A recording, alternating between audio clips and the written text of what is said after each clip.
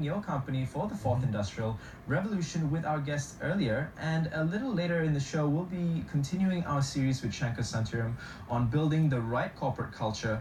But as an entrepreneur, the essence of what you're doing is selling. And whether it's a product, a service, or even a skill, any business person needs to sell to survive. Sometimes you even need to sell yourself, when you meet that's true. investors and stuff. We're always looking to share valuable information with our VBuzz viewers, and we're lucky to have had several industry experts grace our set to share the secrets of their success and tricks of the trade. Now, in today's hot seat, however, we have entrepreneur and co-author of 9 Entrepreneurisms, Anwar Jumaboy tells us how to sell to survive. Welcome back to VBuzz, Anwar. Thank you. It's lovely to be back. I mean, you guys do a great job at putting the word out and educating people, really, right? Thank you so much for coming by. You've been here many times, and you have shared some really great insights about entrepreneurship as well. So, but today we have a rather interesting topic to discuss, right? Sell to survive. Yes. So how is this relevant to entrepreneurs? Well, I mean, you can have a great product and you can have a great company, but if you can't sell it, you got no revenue, you got no company, right? Yeah. So, a few months ago, I was with a company and we talked about what the issues were, and they were struggling to sell.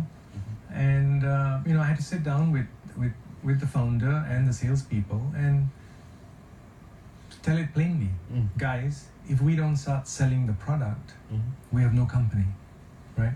So people seem to be able to sell when survival depends on it. Yeah. But you really don't want to get in that position. In our book, Sri and I, we talk about persuasion. And persuasion is one of the 9 entrepreneurisms. And persuasion really is the art of persuading somebody. And selling is part and parcel of that. So, I mean, it's pretty simple, right? If you don't sell, you've got no revenue. You've got no revenue, you can't pay anybody. Yeah. You mentioned how people tend to get into selling when, their survival comes into play. Why is it that entrepreneurs sort of get into the selling game so late on?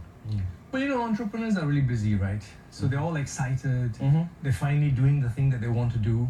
They're busy recruiting. Right. They're building hopefully a prototype or product, or what we call now minimum viable product. They're doing all these things, and because they're doing something that they think is great and has great value, they think that somebody will buy it, right? But there are really 2 flaws in this, right? The 2 flaws are, one, they think somebody will buy it because they think it has value. Right. Yeah. But they're not paying for it. Right? Right. So they think that everybody else will pay for it, and that's a problem, right? And the second thing is that when they're building this product, very often they take a hell of a long time to build it. So they take far too long and they lose sight of what the original value is. Right. So when I work with companies, I tell them that, if you cannot explain to me in 1 or 2 sentences about why somebody should buy this product, then you have a problem. And so entrepreneurs get stuck in all the excitement, build the MVP, raise the money, do all these activities, and they think that the product will sell. Well, let me tell you folks, no product, whatever product you can think of, walks off the shelf. Yeah. It has to be pushed off the shelf. And and I think before that you actually mentioned this a couple of times earlier, minimum viable product or MVP. What is that exactly? Well, it's a new term for an old expression, right? Okay. We used to say build a prototype or a beta version, right? Yeah. Then Eric Ries of Lean Startup came along and he said, let's talk about minimum viable product. And what he says is MVP is a product that with the minimum of effort gives you the maximum of learning. In other words, you put something out there and gain the benefit from it so as to further develop your product. You don't want to spend ages and ages on a product and find it doesn't work. Yeah, right? what's an example of this, would you say? The best example is from entrepreneur extraordinaire, right? Elon Musk with his electric car, right? Yeah. So when he came about and he said he's going to build an electric car, he knew what he wanted to do with the car, and he fundamentally wanted to change the perception of the car, right? Everybody had been selling electric cars because it's good for the environment. Yeah. He turned around and said, no, you buy an electric car because it looks cool and it performs. And so he had to go out there and build a car, and he had to build it very quickly to test his hypothesis, right? And so the funny thing he did was he didn't start to hire car engineers and design engineers, because what he was bringing was a design outlook and the electric battery, right? And so he actually went, and his first car was built on the back of the Lotus chassis. So he talked to Lotus. Lotus had engineers, they had engineering capability, they had a sports chassis, and he said, look guys, I want to take out the engine, use your chassis, and put electric batteries in. And can you do it for me? And he did that, right? And he was able to test the concept very cheaply, very quickly, right? So he didn't have to worry about in building MVP. You don't know you don't want to sweat stuff that you don't need. Right. Basically, it's all about collaborations, like you know, you work with the right people and the right partners, and you be able to come up with a minimum viable product. Right. Let's come back to the topic of today: selling to survive. What are the secrets of success? Well, you know, people think that it's a secret, right? And you have to be a chef. But you know, as we talk about the stuff in our book, you know, you can learn it, right? So selling has components that you need to look at, and you need to master these components. And selling is, you don't want to leave selling to chance, right? You start a company, you want to be successful, you cannot leave selling to chance, right? So selling, you have to break it down in 3 or 4 pieces, right? The first piece is understanding the benefit to the person you're selling to, right? What is the benefit? What is the value proposition of the product? Your people need to understand that. The second is you need to understand who are you going to sell to. Now, a lot of people make the mistake of selling to people they know. Now, that's convenient, that's cheap, but it's not very effective. You want to sell to people who want the product. Correct. Right? So you need to put some money behind finding the people who want the product. And then you need to develop the process, right? So the process is a rigorous process. And you need to develop this process, and that's some of the work that I do with companies. Right.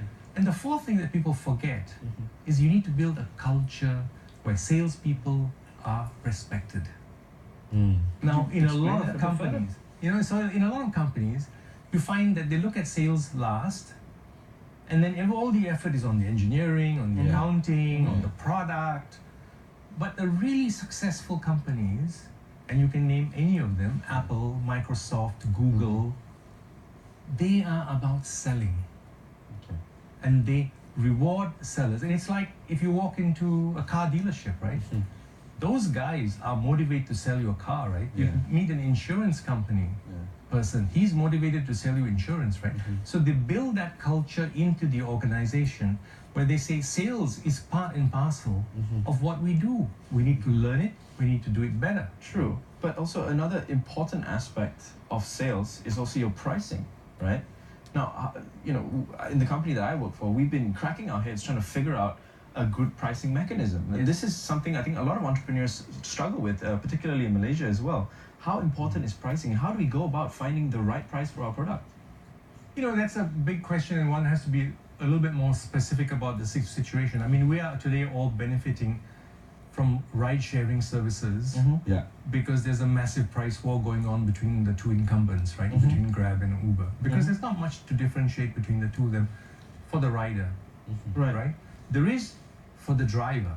So the driver has slightly different compensation systems when they work for Uber, and because, you know, they say, what do we need to make this system work? To make the system work, we need drivers, right? So they treat drivers slightly differently, Uber and Grab. When AirAsia first started, they said, and Tony is famous for saying it, right? If I make it low enough, people will fly. So price is part and parcel of the whole value. Right. But what you don't want to get dragged into as a company is you don't want to get dragged into every discussion being about price. Because if that happens, you're just on a downward spiral, right? So you need to start thinking about value, right? And you need to start selling value. So for the value that I offer, this is the price, and it is a fair price. I see. If you start having a conversation about, you know, this price is what I have, and the other guy says lower, and you go lower. I mean, you know, years ago I did a comparison between the 911 and the Nissan GTR, right? Performance, Nissan far better. Right. Price, they trail the Porsche. right? Yeah. So you have to start looking at the value, the whole product, the quality of the product. You Right. have to start talking about the benefit to the customer. Don't Okay. get dragged down the price path. I mean, Okay. it's exciting. Mm-hmm. Lower the price, you Yeah. sell, Yeah. but then what? Next time, Yeah, true. to go No, lower. you're absolutely Yeah, right. because a lot of people think that, especially when price war happens, right? yes, You don't want to sell yourself short as well. They mm. just want to beat the market. They want to play the whole volume game, right? I mean, we just sell Sure. a bit cheaper and let's get more volume in, But some people just forget sometimes, there's a lot of value to it. no, I and- mean, volume works. If that volume helps you achieve the price, then Yeah. fair enough. And PayPal did it. Musk did it the first time with PayPal. Give incentives, build the volume, Mhm. and then find. But you've got to have, and that's why in the book and previously we talk about the business frame, right? Mhm. You have to have an idea of where you're going. Right. It's not just I'm going to close this deal and this is the price. Well, then Yeah. what tomorrow, right? Well, then, so is there a secret sauce to selling then? The secret sauce to selling is the same as the secret sauce for any success. You've got to Which work is? at it. You've got to have a process. Hard work. And you've got to learn, right? Right. So, and a lot of times people don't have the learning, right? So they focus on the successful wins, Yeah. and they don't find out why did they lose. Right. And for a lot of entrepreneurs, why did you lose is very, very important. It's very expensive to send somebody out to close the deal, Yeah. right?